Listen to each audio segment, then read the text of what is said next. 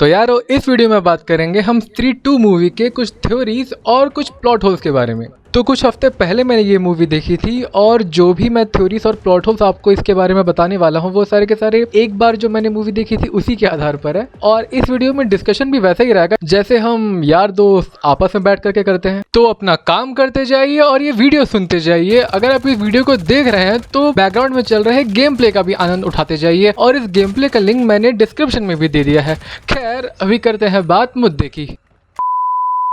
हाँ, इसमें पार्ट 1 और पार्ट 2 के कई सारे सीन सिमिलर हैं। जैसे कि एंडिंग में जब टीम हमारी विजय होती है तो वो लोग जिस तरह से आते हैं, पार्ट 1 में वो सारे के सारे नंगे लड़कों को लेकर के आ रहे होते हैं और पार्ट 2 में वो सारी की सारी टकली लड़कियों को लेकर के आ रहे होते हैं। और इसी के साथ साथ एक और है, जैसे कि पार्ट 1 में कहता है ना वो, ओ स्त्री कल आना, यहाँ कोई मर्द नहीं। तो वैसे ही पार्ट 2 में वो चौकीदार घूमते हुए कहता है, स्त्रियों अंदर ही रहना, यहाँ पर सरकटे का आतंक है, ऐसी कुछ कहता है, मुझे ढंग का कुछ याद नहीं। उसके बाद वो लोग क्लाइमैक्स से पहले जो अपना प्लान जो बनाते हैं वो लोग उसी जगह पर बनाते हैं। और इसमें एक ठो अलग चीज़ दिखेगी, ये दिखेगी कि बिक्की का जो घर है वो तब से लेकर अब तक रेनोवेट नहीं हुआ है क्योंकि अब वहाँ पर पीछे पेंट उखड़े हुए से होते हैं। इसी के साथ साथ वो लोग प्लान भी सेम वैसा ही बनाता है, मतलब उनको जो छोटी मोटी जानकारियाँ होती हैं, जैसे कि पार्ट 1 में वो कहता है कि हमें स्त्री के बारे में क्या पता है, यही कि स्त्री को पढ़ना आता है। और पार्ट 2 में वो लोग कहते हैं कि हमें सर कट्टे के बारे में क्या पता है, यही कि उसका सर कटा हुआ है। तो इस तरह के सीन्स हैं। और इसी के साथ साथ नेताजी का भाषण भी होता है, जो नेताजी पार्ट 1 में स्त्री को लेकर के वोट मांगने के लिए जाता है, वहाँ पर वो पार्ट 2 में सरकटे के वश में आकर के वो सरकटे के बारे में बता रहा होता है सभी को कि यार वो तो कुछ भी नहीं कर सकता, उसका तो सर भी यहाँ तक कि उसका सर भी कटा हुआ है। ऐसे कुछ फ़नी सा डायलॉग मारता है वो। उसके बाद एंड की आरती दोनों के दोनों मूवीज़ के लिए बहुत इंपॉर्टेंट रहती है। वैसे इसके बारे में आगे हम लोग बात करेंगे। और दोनों के दोनों मूवीज़ में यही रहता है कि दोनों के दोनों जो शैतान या फिर दोनों के दोनों जो भूत जो रहते हैं वो लोग एक ही महल पर रहते हैं और उनको मारने या फिर उनको पकड़ने के लिए बार बार वो लोग एक ही महल पर निकलते हैं। और जो महापूजा जो रहता है, महापूजा से पहले ही दोनों को निपटाना इंपॉर्टेंट रहता है, यानी कि पार्ट 1 में स्त्री को भी और पार्ट 2 में सरकटे को भी। और भी इस तरह के कई सारे सिमिलैरिटीज हैं, फिलहाल तो भी याद नहीं आ, परंतु यदि आपको याद हो तो कमेंट बॉक्स पर अवश्य कहिएगा, उसके बारे में चर्चा करते हैं यार थोड़ी सी। एक मिनट, मुझे अभी एक और याद आ रहा है कि दोनों के दोनों मूवी में फाइनल बैटल से पहले वो लोग क्लू लेने के लिए किसी दूसरे व्यक्ति के पास निकलते हैं और दोनों ही मूवी में वो दूसरे व्यक्ति के साथ थोड़ी मोड़ी कॉमेडी करते हैं। और कॉमेडी करने के बाद दोनों ही मूवी में एक पोएम के थ्रू बताया जाता है कि कैसे वो उस भूत को हराएंगे, दोनों के दोनों मूवी में। तो दोनों के दोनों मूवी में ये भी एक सिमिलैरिटी है। चलिए अब बात करते हैं प्लॉट होल्स के बारे में। सबसे पहला जो प्लॉट होल है वो थोड़ा सा नेग्लिजिबल भी है, बट अब है तो मैं कह दे रहा हूँ कि अपार शक्ति खुराना जितनी इजीली अपने गर्लफ्रेंड के रूम में जाता है, उसको लोरी सुनाता है, फिर वापस वो मेन दरवाजे से आता है, वो भी रात के समय। वो थोड़ा सा मतलब ऐसा रहता है कि यार छोटा शहर है तो वहाँ पर ऐसे लड़के लड़कियों का मिलना उतना ज़्यादा ईजी होता भी नहीं है, बट फिर भी उस मूवी में दिखाया। मैं इसीलिए कह रहा था ये बहुत ही सिली सा, ये बाल की खाल निकालने जैसा है प्लॉट होल, इसीलिए इसे इसके बारे में चर्चा नहीं करेंगे। लेकिन इसमें एक और से ध्यान पे आता है, जब सर कटा चिट्टी को लेकर के जाता है तो बहुत ही धम से आवाज़ आती है और धम से आवाज़ आने के बाद अपार शक्ति खुराना और राजकुमार राव अंदर जाता है घर के अंदर, और उसकी फैमिली भी उसी टाइम पे बाहर निकलती है।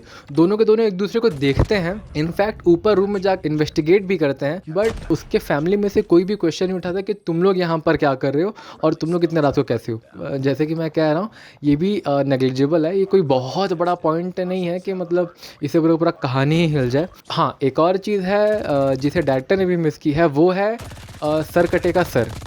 अर्थात जब सरकटा चिट्टी को लेकर के जाता है तो वो चिट्टी को लेकर जाने से पहले बाथरूम के दरवाजे में ज़ोर से अपना सर मारता है, जिससे कि उसका चेहरा जो है छपा जाता है। बाथरूम के दरवाजे पर एक छोटा सा शॉट होता है जिसमें बिक्की और अपार शक्ति खुराना जब इंटर कर रहे होते हैं रूम के अंदर, तो उनका POV के तरह एक कैमरा एंगल दिखाता है जिसमें वो लोग पहले नीचे देखते भी हैं, मतलब फ्रेम में आता है, उसके बाद वो बाथरूम के अंदर देखते हैं। इतना बड़ा क्लू होने के बाद भी कि यहाँ पर सर है, कोई भूत उठा करके लेकर के गया है, फिर भी वो लोग नोटिस नहीं कर पाते हैं कि यहाँ पर यार बाथरूम में तो सर बना हुआ था और इनफैक्ट कोई भी नोटिस नहीं करता, उनके घर वाले भी नोटिस नहीं करते।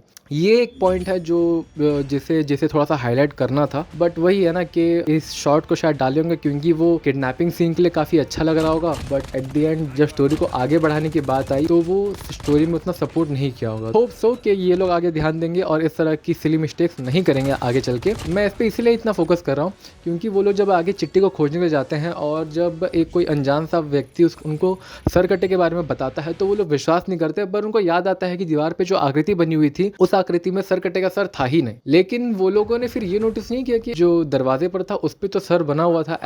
ऐसे किसी बात पे डिस्कस हुआ ही नहीं, उस दरवाजे में छपे सर के बारे में डिस्कस ही नहीं हुआ पूरे के पूरे मूवी में। बट ठीक है, जैसा डायरेक्टर्स को या फिर जैसा राइटर्स को अच्छा लगे।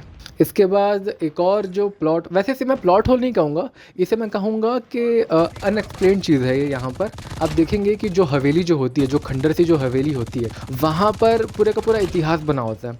वहाँ पर सरकटे का इतिहास की मूर्तियाँ बनी होती है, वहाँ पर स्त्री के बनने की इतिहास की मूर्तियाँ बनी होती है। जो चंदेरी का जो इतिहास है वो मूर्तियों की तरह जैसे कि हमारे मंदिरों में होता है वैसे बनी हुई होती हैं। बट इतने पुराने हवेली होने के बाद भी वहाँ पर कोई विजिट नहीं करता, जबकि वो हवेली चंदेरी का इतिहास बताता है। अब चलो हम लोग एक और चीज़ भी मान लेते हैं कि यहाँ पर हवेली हॉन्टेड है तो इसलिए वहाँ पर कोई जाना पसंद नहीं करता। तो दूसरा बात ये कि कौन सा राजा या फिर कौन सा व्यक्ति है वहाँ पर जिसने चंदेरी का अच्छा इतिहास नहीं बोलते उसको वहाँ पर बनाया होगा। तो ये सारी की सारी चीज़ें जो कि अनएक्सप्लेन्ड है, ये कोई थ्योरी नहीं है और इसे पता नहीं कहाँ डालूँ, इसलिए मैंने प्लॉट होल्स में कह दिया आपको। इसके बाद जो भी प्लॉट होल्स जो है जो मेरे नज़र में आते हैं, मतलब पहली बार जब मैंने मूवी देखा तो वो आए हैं क्लाइमैक्स के समय। क्लाइमैक्स के समय तो मतलब बहुत सारे प्लॉट होल्स थे। श्रद्धा कपूर और राजकुमार राव सरकटे का जो अड्डा होता है उसमें इंटर तो कर जाते हैं लेकिन सरकटे को पता नहीं चलता। ये थोड़ा सा अजीब सा लगता है। इनफैक्ट वो लोग अंदर जाने के बाद बातचीत भी कर रहे होते हैं बट उसको पता नहीं चलता, ये थोड़ा सा हजम नहीं होता। हाँ, लेकिन एक और थ्योरी ये वाला चीज़ भी बनता है कि उस समय दोनों के दोनों एक होते हैं और ऑब्वियसली वो लोग शायद पावरफुल होते हैं और ये बात शायद श्रद्धा को भी नहीं पता होती। और वैसे भी श्रद्धा अलग भी इसीलिए होती है क्योंकि राजकुमार राव जो है वो कुछ सही हरकत नहीं है, वो सारी की सारी हरकतें कर रहा होता है, इसीलिए श्रद्धा कपूर भी अलग हो जाती है। तो ये थोड़ा सा लगा, बट हाँ इसके पीछे एक थ्योरी भी बनता है मेरा ये कि शायद वो चांस देख रहा, क्योंकि उसको बलि लेनी थी श्रद्धा कपूर की, इसीलिए वो देख रहा था कि कब राजकुमार राव वहाँ से हटेगा और कब वो जाकर के उसकी बलि लेगा, ऐसा कुछ। खैर, इसी के साथ साथ इसी फ्लो में हम लोग एक और जो प्लॉट होल है हमारा उस पर ध्यान देते हैं। वो ध्यान देते हैं ये कि ऐसा क्या हो गया था। मतलब अगर आप देखेंगे कि राजकुमार राव जो है जहाँ पर लड़कियां सारी की सारी होती हैं वहाँ पर जाने के लिए वो बड़ी मेहनत से जाते हैं। जो ऑब्स्टिकल्स भी होते हैं जो कि पत्थर के टीले होते हैं उनको बड़ी मुश्किल से पार करते हुए निकलता है। बट जैसी सरकट्टा श्रद्धा कपूर की शक्तियों को या फिर उसकी आत्मा को सोख रहा होता है वो भागा भागा वहाँ से आ जाता है। कोई अगर दिक्कत में हो तो कोई भी व्यक्ति भागा भागा चले आता है और उसकी पावर ऑब्वियसली ऑटोमेटिकली इन्हेंस हो जाती है। बट यहाँ पर जो मैं हजम नहीं कर पाया वो ये कि वो उन पत्थर के टीलों को पार कैसे एकदम किया, क्योंकि उसको दिखाया नहीं है। और वो दिखाना इसलिए भी इम्पोर्टेंट था क्योंकि जितनी मुश्किल से वो पार करते हुए लड़कियों के पास जा रहा है उतनी मुश्किल से या फिर उतने हीरोइकली वो उन्हीं टीलों को पार करते हुए वापस भी श्रद्धा कपूर के पास आ सकता था। लेकिन वैसा कुछ शायद दिखाया नहीं है, या फिर वैसा कुछ दिखाया भी है पर मैंने शायद मिस कर दिया या फिर मुझे याद नहीं आ रहा ऐसा कुछ। खैर यार, कमेंट करके बताइएगा तो क्या सच में उसने पत्थर के टीलों को इस तरह से पार किया था, पत्थर के टीलों को पार किया हो या फिर ना किया हो। बट मुझे जो इसमें एक छोटे से प्रॉब्लम यहीं पर आता है कि वो पार्ट मिसिंग सा लगता है। सबसे इम्पॉर्टेंट क्वेश्चन मेरा तो यही होता है यारो कि भेड़िया अंदर कैसे है, क्योंकि अगर आप देखेंगे तो अक्षय कुमार भी कहता है कि एंट्री वहां पर वही ले सकता है, ना कोई जानवर ना कोई इंसान जाएगा तो वहां पर वही आधा नर आधा नारी, आधा स्त्री आधा नारी, आधा नर आधा मादा, ऐसे कुछ कविता से कहता है वो। तो जिसके वजह से राजकुमार राव और श्रद्धा कपूर जो है वो मिल करके एक साथ निकलते हैं। अगर वो लोग को अंदर जाने में इतना प्रॉब्लम हो रहा है, इनफैक्ट श्रद्धा कपूर जिसके पास इतनी सारी शक्तियां हैं और इतनी सारी शक्तियां होने के बावजूद उसको अंदर जाने में प्रॉब्लम हुआ, तो भेड़िया अंदर कैसे आया उनको बचाने के लिए? ये बहुत बड़ा क्वेश्चन है यार। मतलब ये सच में बहुत बड़ा प्लॉट होल है मेरे लिए। हो सकता है कि ये प्लॉट होल वो लोग आगे जाकर के कवर कर लेंगे या फिर अनएक्सप्लेन्ड रखेंगे इस प्लॉट होल को वो लोग, और आगे जाके डिस्क्लोज करेंगे कि भाई वो भेड़िया अंदर कैसे घुसा। लेकिन अगर वो घुसा होगा तो ये श्रद्धा कपूर के लिए थोड़ा सा डिसरिस्पेक्टफुल हो जाएगा, क्योंकि उसको इतनी विद्याएं आने के बाद भी उसको राजकुमार राव के साथ अंदर घुसना पड़ा, जबकि भेड़िया जो है वो बिना किसी सहायता के वो अपने आप घुस गया।